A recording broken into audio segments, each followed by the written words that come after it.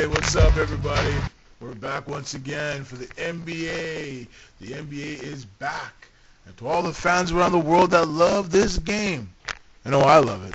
I mean, I'm watching basketball for many years. And it's always good to talk the National Basketball Association. It's always sweet, man. Just look at NBA trade rumors. They've done amazing on the YouTube over the years. And it's good to talk. Basketball is coming back. Preseason's here. So this preseason edition of NBA Review for 2011-2012 season. This is the preseason edition. My name is Mark Spencer, and folks, it's always been an honor to be able to read some of these news items across the National Basketball Association and even talk about some of the great players across the league and great teams. You know, it's always special to me that I'm able to talk some basketball, and it's special, you know. And I know Christmas is around the corner, and when the Christmas day starts, the NBA season starts. So you can't beat that, you know. The NBA players did give us a good present. They got back the season going. David Stern and the owners and the players, they ratified the new collective bargain agreement, and so now let the fun begin. Let's see who's going to be the champion once again. Will the Dallas Mavericks become the champs once again? We will just have to see. They did get rid of some key coordinates of that team. Tyson Chandler, Jason Barea, and countless other players. They still have the main nucleus of Jason Terry, Jason Kidd, and Dirk Nowitzki, the biggest Maverick of them all, no doubt. Recently, they signed Vincent Lamar Carter, the former Toronto Raptor, New Jersey Net, Orlando Magic, and Phoenix Sun recently to a 2-year deal. So we'll see if Mr. Vincent Lamar Carter can get the job done. You know, I think Vince, he just needs to go back to what he used to be. I remember that slam dunk competition where he put his whole arm into the hoop. That was a moment to savor, folks. That was a moment to savor. So if Vince could ever return to that, that would be cool. No doubt. So here's the news, folks. It looks to me that it's official. Marc Gasol has re-signed with the Memphis Grizzlies. Re-signed this week with Memphis. I think it's a 5-year deal around $55 million. Or 4 or 5-year deal around $55 million. They matched the offer that the Rockets sent to Marc Gasol. That would have been a pretty big move if Marc Gasol could have ended up in Houston. And it's too bad that big deal between the Lakers and the Hornets didn't go through, because Paul Gasol would have ended up as a Rocket, and Chris Paul would end up as a Laker. So it looks like now that the Paul trade has been made this week, and Chris Paul is a Clipper. The players that went to New Orleans Hornets is Eric Gordon, the main piece. Chris Kaman, Afrik Amino, he's going there too, and a couple picks. Minnesota's unprotected first-round pick in 2012 in this year's draft. That's a huge pick for New Orleans. I think the league did a pretty good job in this deal. I don't know why they blocked the first one. And, you know, the Lakers, some of the Lakers were really fuming over it, especially Kobe Bryant. Kobe Bryant's had a pretty tough week. His wife just filed a divorce on him. Is that crazy or what? Well, I honestly have to say, I'm very sad to hear that. That's not the best news. It's too bad for Kobe. He sure did get a lump of coal, no doubt about it. But I think the Lakers are going to be good this year. They went and signed some good players. Josh McRoberts. Here's a guy who's a former Dookie. At Duke University, Josh McRoberts is one of the highest rebounding totals in school history. This guy can do it all. He can go out, take three-point shots, get rebounds. He can bring in boards. I think long-term, Josh McRoberts, this move is going to be very important. I think Josh McRoberts long-term could be a double-double guy. He could get him 20 points, 10 rebounds. No problem. Almost like Zach Randolph. That's what I kind of compare his game to. He's almost like a poor man's Zach Randolph. You know Zach Randolph, the place for the Memphis Grizzlies? Yes, that's Zach Randolph. I compare the almost similar type style players. They both shoot left-handed. The post-up game's about the same, rebounding-wise. I feel that Josh McRoberts is a good pickup for them. And they signed a few other players, too, along the way. The Lakers are going to be a tough team, no doubt about it. They still have Kobe Bryant, the Black Mamba. This guy's more motivated than ever before. Paul Gasol, I think he's motivated after almost getting traded. Now they lost Lamar Odom to the Dallas Mavericks in a little minor deal for a few draft picks.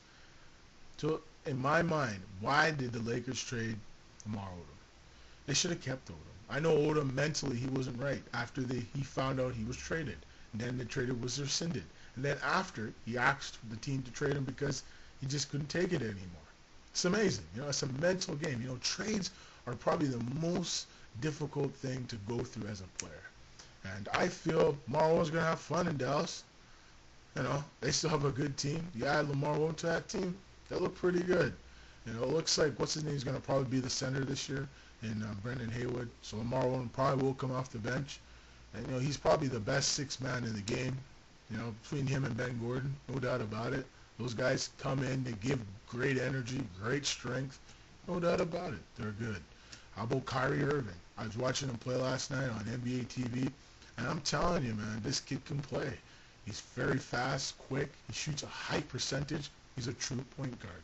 And Brandon Knight, he played pretty good too. He showed some of those quick moves he showed at Kentucky University. There's no doubt that these former collegiate athletes are going to be impactful players of their respectful team. One for the Cleveland Cavaliers and one for the Detroit Pistons. Detroit and Cleveland are going to struggle this year. I understand that. I think Cleveland and especially Detroit are going to surprise some teams this year. They can play some decent defense. They have two of the greatest head coaches in the game, Lawrence Frank for Detroit and Byron Scott, a former Los Angeles Laker. And he's been to the finals a few times in his career with the New Jersey Nets. He took them there twice.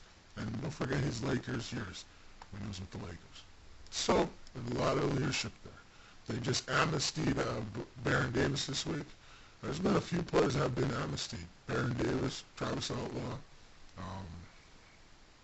Gilbert Arenas, and some of the other ones I thought would have got amnestied. Rashard Lewis, he didn't get amnestied. Recently, Brandon Roy did get amnestied, waived by the team. He officially retired. It's very sad to see that Brandon Roy had to retire because of the knee problems. I got one idea for Brandon Roy. He should. This is what I said. Brandon Roy should, like I said, he should maybe get stem cell surgery for his badly damaged knees, that has no cartilage in it. Because I think with the stem cell, it can grow new cartilage. It's almost like growing new cells, right? Growing new bone. And that's what it does. It grows new cartilage. Stem cell research. I think if he goes to Germany, I think he can get it done. Peyton Manning recently got some stem cells inserted into his neck. I even hear he might even play this weekend. So watch for Peyton Manning in the NFL on Sunday, tomorrow. So we'll see what happens. But with Brandon Roy, it's very sad to see him retire at the age of 27. He has so much potential in his prime, right at the tip of his powers. I feel he'll probably take a year off. Maybe next year he might make a comeback. I'm not going to say it off the record, but I personally think that Brandon Roy can still play. It's not a guarantee. There's nothing in this world that's a guarantee. But I can tell you this. You haven't seen the end of Brandon Roy. I think you'll see him in the NBA next season. For all those fans in Portland, Oregon, I believe in this Portland Trailblazer team. They just added Jamal Crawford, a native of Seattle. He's going to be motivated this year. And this team looks good. Greg Odom, if he can get healthy, watch out. They still have a lot of athletes.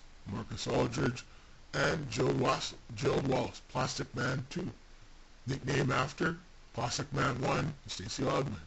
So watch out. Portland are going to be tough to play this year. They're no pushovers. They're going to battle tooth and nail for that playoff spot with Houston Rockets. Even the Phoenix Suns, I love that team. Steve Nash, Grant Hill, they're a fast-paced team. They love to pass, move the ball up the court real quick. They're going to be sweet. The Clippers are going to be amazing. Chris Paul, Chauncey Billups, and Caron Butler, no doubt. They're going to be a little weak in the center department. They don't have the strength to stop most teams most nights, but they have Blake Griffin, a power force, a guy that can jam over anybody. He jams over cars too. So, Blake Griffin's a real deal. So is Chris Paul. I think that combination is going to be pretty sick this year. I think Andrew Bynum's going to have an amazing year this year. And I like the Toronto Raptors. They're going to be bad at times, but I think they're going to be good. I mean, Dwayne Casey's going to bring in a very good defensive system. That's what they need. You know, Andre Bargnani looks motivated. For the first time since he was drafted by the Raptors, #1, I feel that he's motivated this year. He needs to prove to the league that he can play. He's averaged big-time points. He needs to get a little tougher defensively and grab more rebounds. And I think that's one part of his game he's going to improve.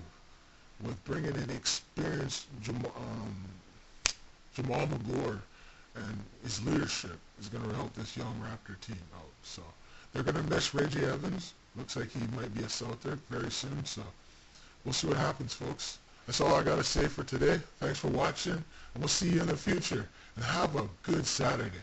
The NBA season's coming up very soon on Christmas Day. Bye-bye.